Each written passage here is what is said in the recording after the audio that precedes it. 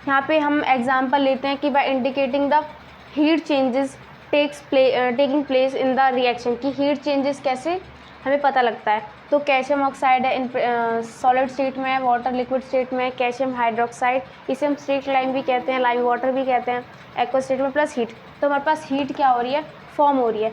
तो हम वो बाय रिप्रेजेंटिंग हीट चेंजेस से हम क्या कह सकते हैं, जो हमारी केमिकल रिएक्शन है वो बहुत ही ज़्यादा अच्छी लग रही है, बहुत ही ज़्यादा इन्फॉर्मेटिव लग रही है। तो ये फैक्टर्स है जिनसे हम ये शो कर सकते हैं कि जो हमारी केमिकल इक्वेशन है वो बहुत ही ज़्यादा इन्फॉर्मेटिव है।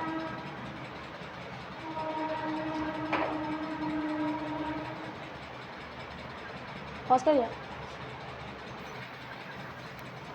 तो हमारी क्लास यहीं पे एंड होती है। अगर इस टॉपिक से रिलेटेड आपको कोई भी डाउट हो तो आप मुझसे पूछ सकते हैं।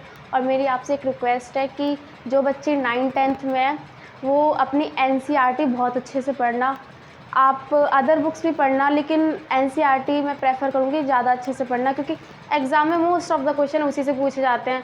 आप हेल्पिंग हैंड बुक्स पढ़ते हो but most of the question NCERT से ही आते हैं।